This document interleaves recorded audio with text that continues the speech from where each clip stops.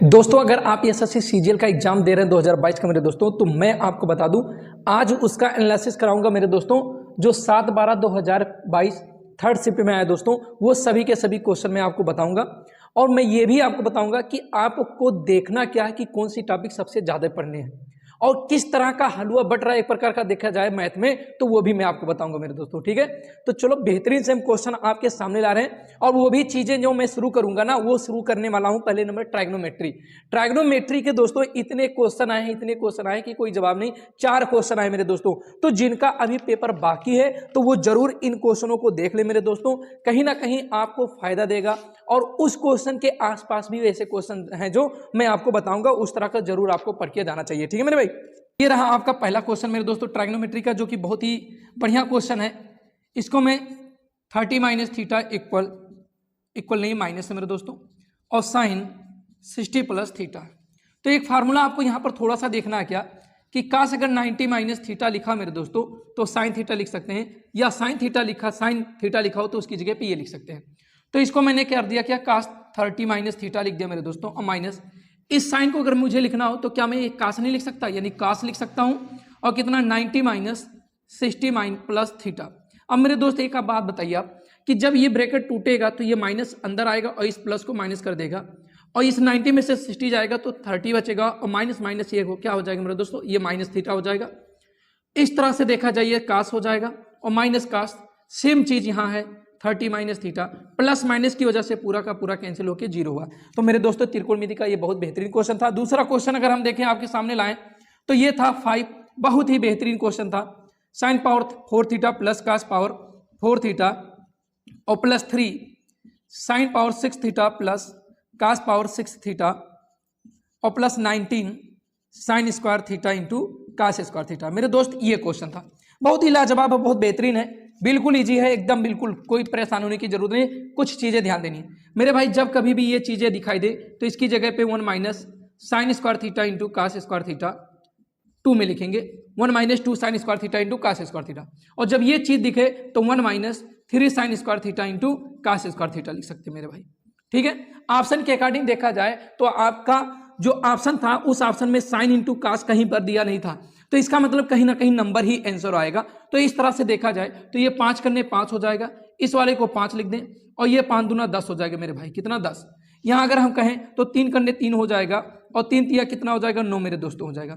और पहले से 19 sign square theta into cos square theta दिया था मेरे दोस्तों। ठीक, अब देखा जाए 9 और 10 19 हो गया, और 19 प्लस से कैंसिल हो गया, 3 और क्या हो गया 5, इस तरह से 5 और 3 क्या हो जाएगा 8 आंसर हो जाएगा।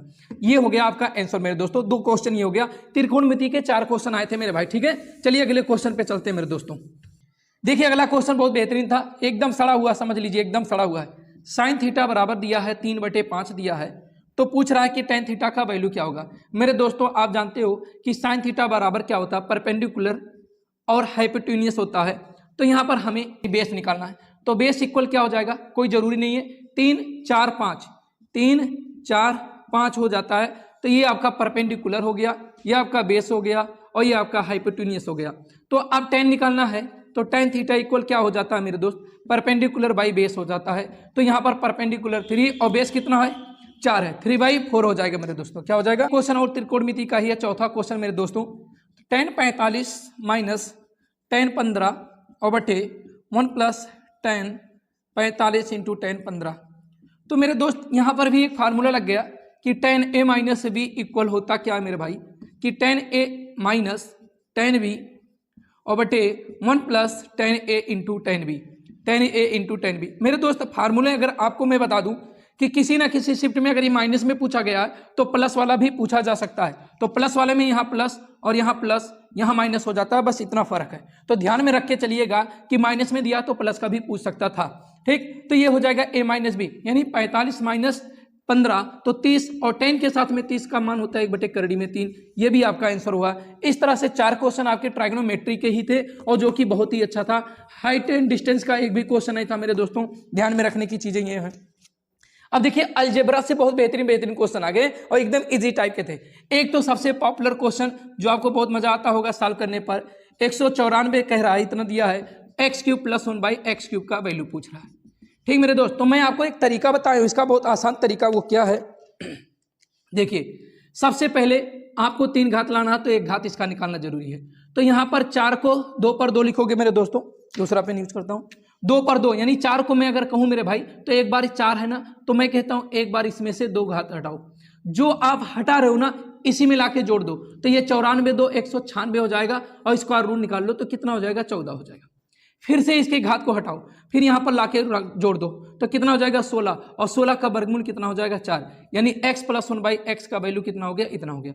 हमसे x³ + 1/x³ का वैल्यू पूछ रहा है। होता क्या है, 4 का क्यूब कर दिया जाएगा और -4 गुणे 3 हो जाएगा, या 3 गुणे 4 कीजिए कोई दिक्कत नहीं, 4 चौके 16 चौके 64 -4 × 12 2 यानी 5, 52 हो गया इसका आंसर मेरे दोस्तों। तो इस तरह का क्वेश्चन था, तो आपको ध्यान में रखना है कि x + 1/x, इस तरह का भी क्वेश्चन थोड़ा आपको ध्यान रखना है। x + 1/x बराबर दे दिया जाए करड़ी में 7 वाला जरूर, या करड़ी में x - 1/, करड़ी में x बराबर 7, ऐसे करके कुछ क्वेश्चन, मतलब नंबर ऐसा देगा जिसका स्क्वायर रूट निकल सके। ठीक है, मैं ऐसे आपको सिर्फ बताना चाह रहा हूं कि इस तरह का क्वेश्चन तो आपको जरूर करके जाना है कि ये दिया रहेगा और इसके साथ में 3 घात + 1/x पर 3 घात का मान पूछ सकता है, या इसका भी x पर 3 + 1/x पर 3 का वैल्यू पूछ सकता है।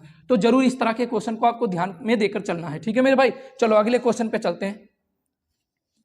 और दूसरा क्वेश्चन जो कि अलजेब्रा का बहुत बेहतरीन क्वेश्चन था, कह रहा था कि एक्सप्रेस कर दिया है तो इसका वैल्यू क्या होगा, यानी पूरे का मान क्या होगा। तो मेरे दोस्तों अगर आपको मालूम है एक छोटा ब्रैकेट और कहीं ना कहीं नंबर से अगर देखा जाए तो 6 का स्क्वायर और 9 का स्क्वायर, फिर इन दोनों का गुणा हुआ 6 9 54, यानी इसका मतलब ये समझ में आ गया कि a + b एक में और दूसरे में a² + b² - ab होता क्या है। तो आपका दिमाग काम करने चाहिए, a³ - b³, मतलब ये हो जाएगा 6 छक 36 छक्का 216 x³ हो जाएगा, और प्लस 9 9 81 और 9 का 9 729 y³ हो जाएगा। तरह से देखिए अलजेब्रा का एक और क्वेश्चन बहुत बेहतरीन था, इसका वैल्यू पूछा था, तो मैं आपको बताने की कोशिश करूंगा ये कि ये देखो नंबर से ही पता चलता है कि ये पूर्ण वर्ग है, तो यानी 6x का होल स्क्वायर कर दिया जाए और 81 को 9 का स्क्वायर, यानी अगर देखा जाए तो यहाँ पर हम क्या कर सकते हैं, चलिए अभी प्लस नहीं लगाएंगे, यहाँ पर प्लस लगा सकते हैं, लेकिन यहाँ माइनस है तो माइनस लगाएंगे, तो 6 9 54, अगर a² और b² और बीच में 2ab होता है मेरे दोस्तों, तो यानी इन्हीं दोनों का मल्टीपल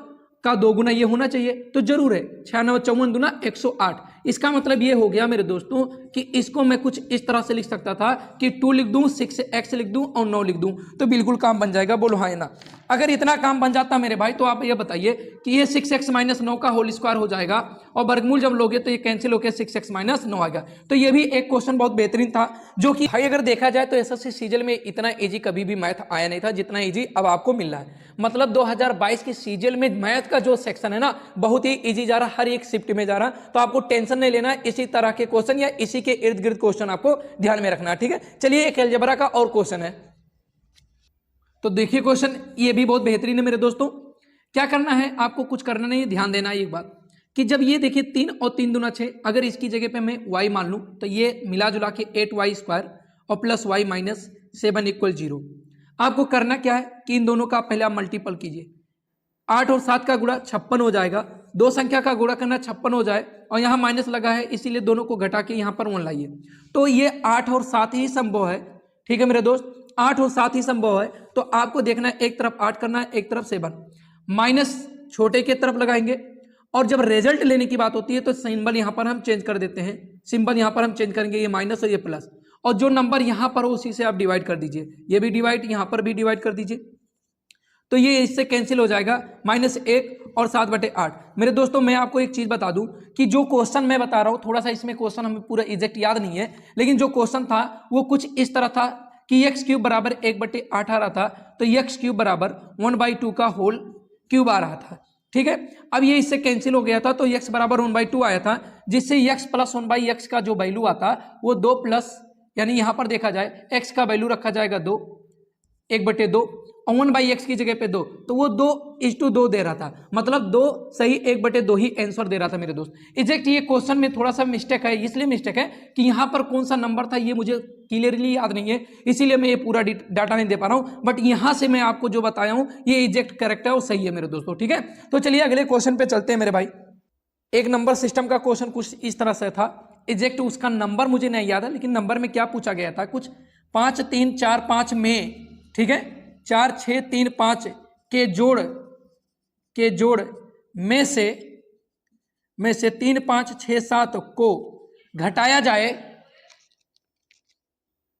को घटाएं, क्या करें, को घटाएं, तो जो वैल्यू आ रहा है मेरे दोस्तों, मतलब इन दोनों को जोड़िए और जो आए उसके योगफल में से इसको घटा देना है।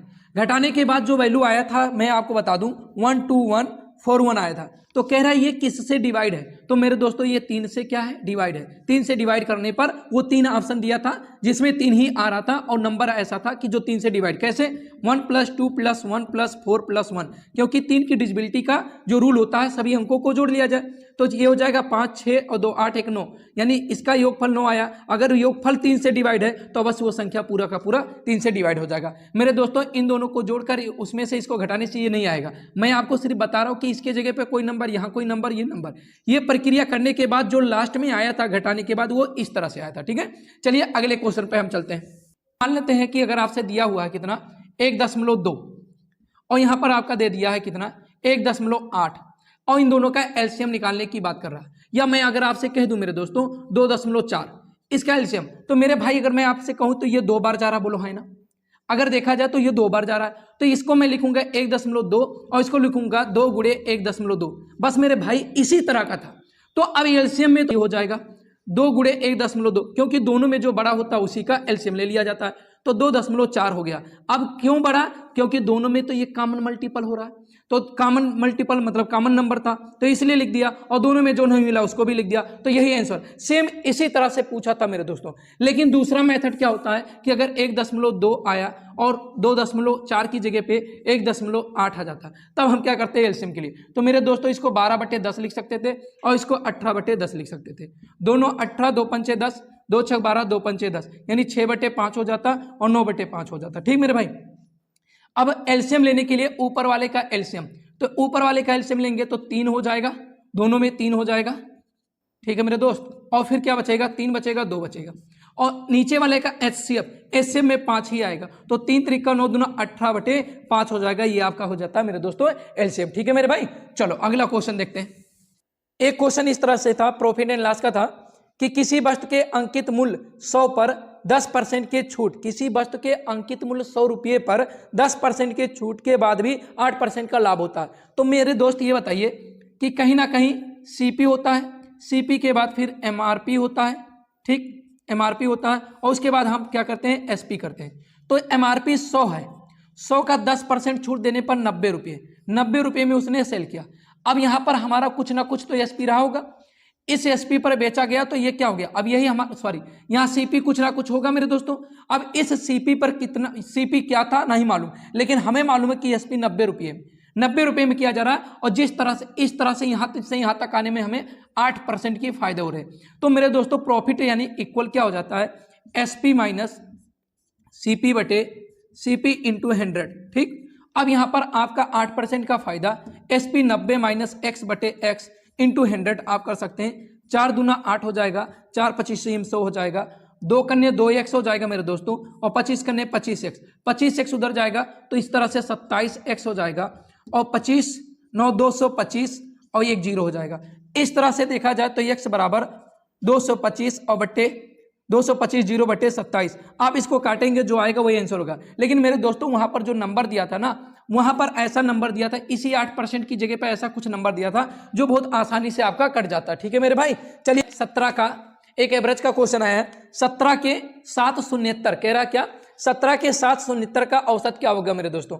तो 17 के 769 का मतलब यही हुआ कि 17 के 7 टेबल यानी 17 के 7 अपवर्त, तो 17 हो गया, 17 दूना 34, 17 3 51, 17 चौके 68, 17 5 85, 17 छक्का 102 और 17 7 119। इस तरह से एवरेज जब दो नंबर के बीच में गैप सेम होते हैं मेरे दोस्तों, तो फर्स्ट और लास्ट को जोड़ दो और आधा कर दो। लेकिन ये आपका विषम नंबर है, 2 2 4 और 2 6 एक साथ, तो बीच वाला ही आपका क्या हो जाएगा, एवरेज हो जाएगा। तो इस तरह से आपका जो एवरेज आया मेरे दोस्तों 68 हो गया। ठीक है मेरे भाई, चलिए अगले क्वेश्चन पे चलते हैं। एक क्वेश्चन और एचसीएफ का था मेरे दोस्तों, कह रहा था क्या कि सबसे बड़ी संख्या बताइए। 3 नंबर से दिए थे मेरे भाई, 3 नंबर से ऐसे दिया था, और उन तीनों नंबर्स में यह कहा था कि वह सबसे बड़ी संख्या बताइए जिससे भाग देने पर प्रत्येक हाँ, प्रत्येक दशा में 17 शेषफल आए। तो मेरे दोस्तों ऐसे क्वेश्चन को सॉल्व करने के लिए क्या करना पड़ता है, इसमें से 17 को घटा दो, इसमें से 17 को घटा दो, इसमें से 17 को घटा दो, तो कोई ना कोई नंबर 3 मिलेंगे ना। अब इन्हीं तीनों का आप HCF निकाल लो। क्या निकालो मेरे दोस्तों, HCF, और वही संख्या आपका क्या हो जाएगा, आंसर। लेकिन अगर बड़ी सी बड़ी संख्या पूछेगी तब HCF, और छोटी सी छोटी संख्या पूछेगी तो आप LCM निकालेंगे मेरे भाई, ठीक है। तो दोनों पर ध्यान देकर आप क्वेश्चन को तैयार कीजिएगा। HCF पूछा है तो LCM, LCM पूछा तो HCF, यानी दोनों कंडीशन के क्वेश्चन आपको आने चाहिए, ठीक है। अगला क्वेश्चन क्या कह रहा था, मेंसुरेशन का मैं आपको बता दूं तो 1 2 3 क्वेश्चन आए थे मेरे भाई मेंसुरेशन का भी, और वो भी बहुत बेहतरीन क्वेश्चन। पहला क्वेश्चन क्या रहा है, क्या कि कोई घनाभ है, ठीक है मेरे भाई, कोई घनाभ